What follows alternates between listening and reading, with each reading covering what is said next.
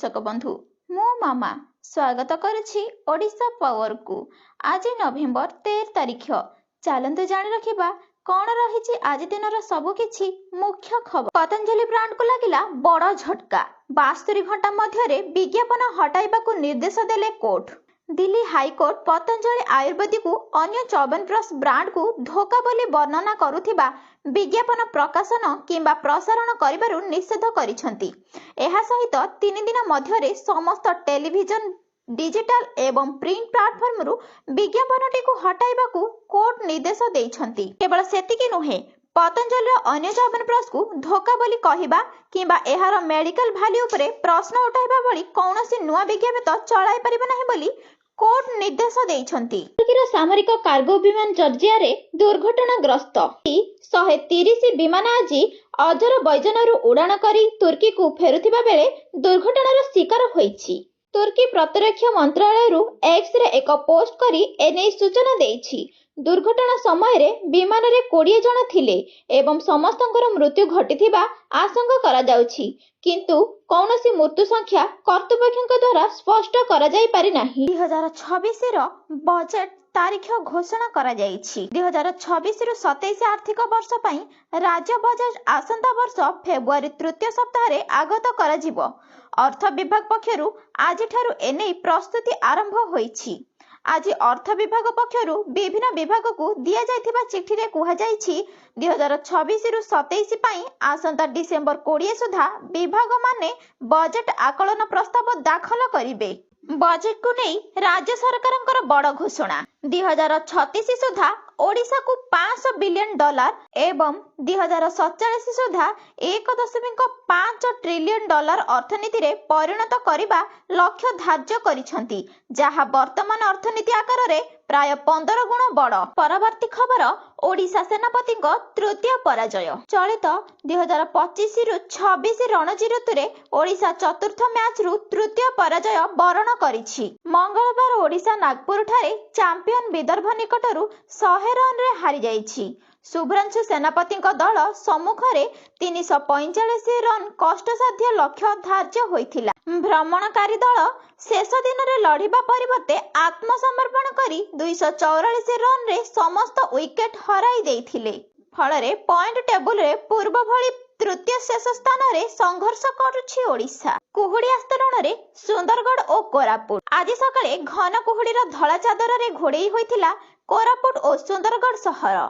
आभ्यंतरीण ओडिशार किछि स्थान रे भी थिला कुहुड़ीर आस्तरण। एपटे आभ्यंतरीण और दक्षिण उपकूल ओडिशा रे सर्वनिम्न तापमात्रा 2 रु 3 डिग्री कमिथिबा बेले दक्षिण आभ्यंतरीण ओडिशा रे राति पारद 2 डिग्री बढ़िछि। आभ्यंतरीण ओडिशार किछि सहर रातिर तापमात्रा स्वाभाविक ठारू 7 डिग्री पर्यंत कम रहिथिबा पाणीपाग विज्ञान केन्द्र रु सूचना मिलिछि। सोना और रूपा प्रेमी को लागिला बड़ झटका। पुणी महंगा हैला सोना और रूपा दर। 2 दिन रे सोना दर रे 3800 टंका बढ़िथिबा बेले रूपा दर रे 5000 टंका महंगा होईछि। एथि सहित आज भुवनेश्वर बाजार रे 24 कैरेट सोना रे 10 ग्राम पिछा दर 1,25,840 टंका रहिथिबा बेले 22 कैरेट सोनार दर 1,15,350 टंका होईछि। केवल सेतिकी नुहे, रूपा रे किलोग्राम पिछा 5000 टंका महंगा होई 1,70,000 टंका रे पहुंची रूपा दर। परवर्ती खबर, नवीन को भेटिले वैज्ञानिक सौम्या स्वामीनाथन। प्रख्यात वैज्ञानिक तथा MS स्वामीनाथन फाउंडेशन रो अध्यक्षा डॉक्टर स्वामी स्वामीनाथन गतकाली संध्यारे नवीन निवास रे विरोधी दल नेता नवीन पटनायक को सौजन्यमूलक भाव साक्षात करथिले। ये साक्षात समय रे डॉक्टर स्वामीनाथन ओडिशा रे नवीन पटनायक मुख्यमंत्रित्व समय रे होइथिबा विभिन्न विकासमूलक कार्यक्रम विशेष करी दारिद्र्य दूरीकरण क्षेत्र रे सफल पदक्षेपर प्रशंसा करथिले। म्यूचुअल फंड को नहीं आसिला बड़ घोषणा। चलित वर्ष अक्टोबर मासरे म्यूचुअल फंड क्षेत्र रे SIP निवेश भल रहिछि। सेप्टेम्बर मासरे SIP 29,361 कोटी टंका रहिथिबा बेले अक्टोबर मासरे एहार रेकर्ड 29,529 कोटी टंका रे पहुंची बोली आम्फी तथ्यरु जना पड़िछि। परवर्ती खबर, लालकिला विस्फोरण को नहीं आसिला बड़ खबर। ଜଣାପଡ଼ିଲା ଏହି ବିସ୍ଫୋରଣରେ କାହାର ରହିଛି ହାତ। ପାକିସ୍ତାନରୁ ପରିଚାଳିତ ହେଉଥିବା ଆତଙ୍କବାଦୀ ସଂଗଠନ ଜୈଶ-ଏ-ଅହମଦର ଫରିଦାବାଦ ମଡ୍ୟୁଲ ଏହି ଆକ୍ରମଣ କରିଛି ବୋଲି ତଦନ୍ତରୁ ଜଣାପଡ଼ିଛି। ଦିଲ୍ଲୀର ଐତିହାସିକ ଲାଲକିଲ୍ଲା ନିକଟରେ ହୋଇଥିବା ବିସ୍ଫୋରଣ ପାକିସ୍ତାନରୁ ପରିଚାଳିତ ହେଉଥିବା ଆତଙ୍କବାଦୀ ସଂଗଠନ ଜୈଶ-ଏ-ମହମ୍ମଦର ଫରିଦାବାଦ ମଡ୍ୟୁଲ ଏହି ଆକ୍ରମଣ କରିଛି ବୋଲି ତଦନ୍ତରୁ ଜଣାପଡ଼ିଛି।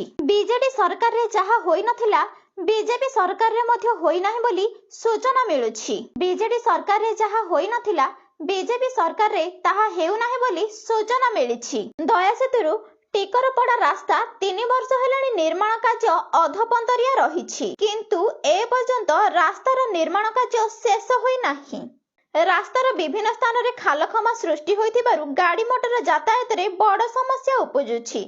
ରାସ୍ତାର ଉପରେ ମାଟି, ବାଲି ଓ ଡଷ୍ଟ ଗଦା ହୋଇ ରହିବା ଫଳରେ ରାସ୍ତା ସଂକୀର୍ଣ୍ଣ ହୋଇ ପ୍ରତିଦିନ ଛୋଟ ବଡ଼ ଦୁର୍ଘଟଣା ଘଟୁଥିବାର ସୂଚନା ମିଳିଛି। ରୁଷକୁ ଲାଗିଲା ବଡ଼ ଝଟକା।